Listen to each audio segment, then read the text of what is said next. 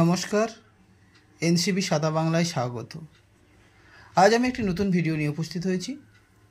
ছাত্র বন্ধুদের এবং ছাত্রছাত্রীদের প্রত্যেকেরই এবং বড়দেরই অনেক সময় বানানে হ্রস্বইকার এবং দীর্ঘইকার কখন কোনটি হবে এটা নিয়ে অনেক সমস্যা হয়। তাই আজকের আবার ভিডিও হলো বানানে কখন হ্রস্বইকার হয়, কখন দীর্ঘইকার হয়, তার প্রাথমিক কিছু নিয়ম আমরা যদি জেনে নিতে পারি তাহলে এই হ্রস্বইকার এবং দীর্ঘইকার নিয়ে যে বানান ভুল হয় সে ভুলটি হবে না। চলুন দেখে নেওয়া যাক। আমরা প্রথমে নিয়ম এক সাইডে করেছি, অন্যদিকে উদাহরণ দিয়েছি। বানানে কারি থাকলে দীর্ঘইকার হয়, কী কী সেটা এখানে আমরা দিয়েছি। অনিষ্টকারী, উপকারী এবং ব্যক্তি বা কর্তা হলে যদি কারি হয় যুক্ত হয় বানানের ক্ষেত্রে তাহলেও দীর্ঘইকার হয়। আজ্ঞাকারী, নির্মাণকারী। আর কি? আর বস্তু বা খাবার হলে কিন্তু কারি বানানটা হ্রস্বইকার হয়। চিকেন কারি, মটন কারি বা কারি পাতা আমি কিন্তু এখানে লিখেছি। তাহলে আমরা এটা বুঝতে পারলাম দীর্ঘইকার কোথায় হয়। এবার আরেকটি নিয়ম আমি এখানে দিয়েছি, আপনারা দেখতে পাচ্ছেন। জীবী, যদি বানানের শেষে জীবী থাকে তাহলে দীর্ঘইকার হবে। উদাহরণ দিয়েছি বুদ্ধিজীবী, শ্রমজীবী এবং চাকরিজীবী বা চাকুরিজীবী। অন্য একটি নিয়ম, স্ত্রীবাচক তৎসম শব্দের শেষে দীর্ঘইকার হয়। যত স্ত্রীবাচক তৎসম শব্দ আছে তার শেষে দীর্ঘইকার হয়। উদাহরণ নারী, বিরোহিণী, কল্যাণী, শরীর, নদী ইত্যাদি। এই উদাহরণগুলো এখানে কিন্তু দেওয়া হয়েছে।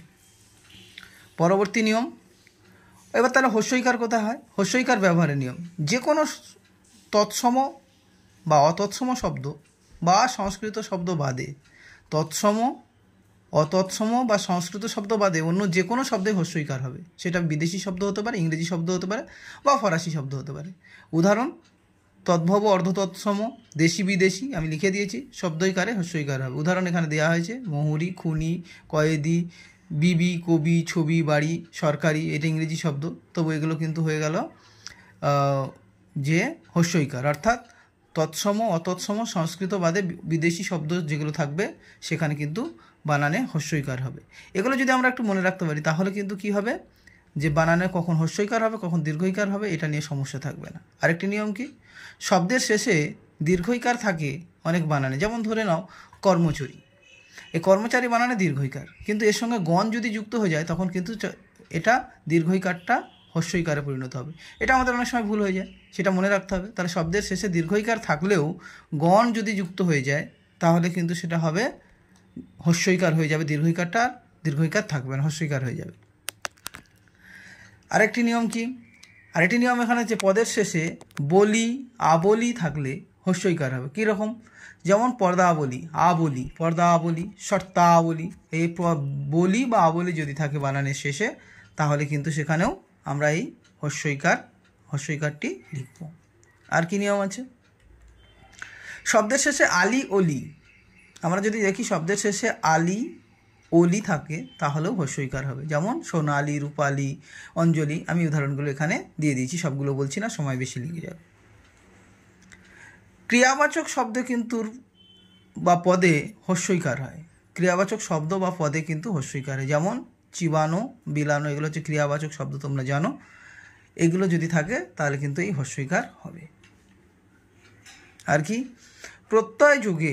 প্রত্যয় যোগে শব্দের শেষে কারি বা চারি বা আরি ইত্যাদি প্রত্যয় যুক্ত হলে ব্যক্তিবাচক না বোঝায় এবং সেটা যদি ব্যক্তিবাচক না বোঝায় তাহলে হ্রস্বইকার হবে।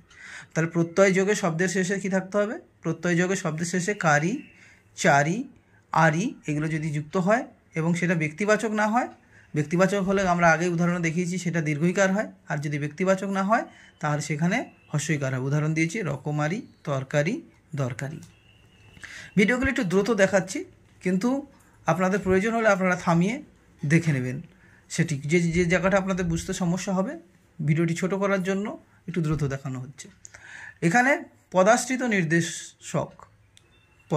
নির্দেশকে টি এর সাথে হ্রস্বইকার হয়। যেমন ধরো বালকটি, গরুটি।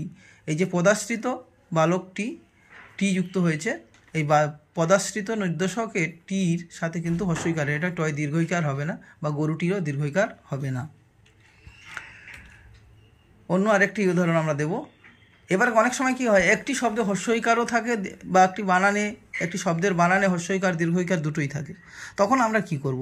এক্ষেত্রে আমি আপনাদেরকে বলতে পারি, বেশ কিছু বানান আছে, সেখানে যেটা করবেন সেটা পরে বলছি, তার আগে যেটা শুনুন।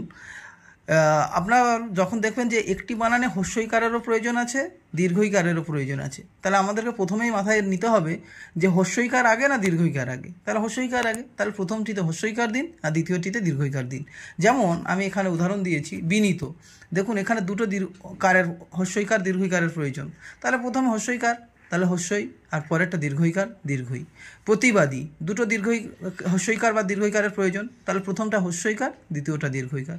বন্দিনী, বুদ্ধিমতী, বিরোহিণী, দেখুন প্রথমে হস্যইকার এবং পরে দীর্ঘইকার।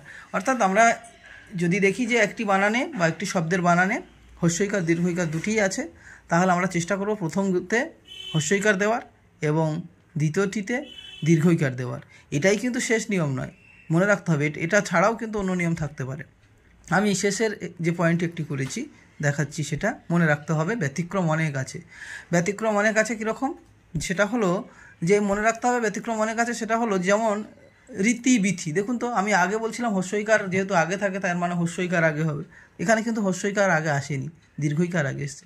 কিছু বানান আছে যেগুলো আগের নিয়মগুলোর মধ্যে পড়ছে, সেখানে হস্যইকার হবে, এবং কিছু বানান আছে দীর্ঘইকার আছে, আর কিছু বানান আছে এই নিয়মের বাইরে হবে।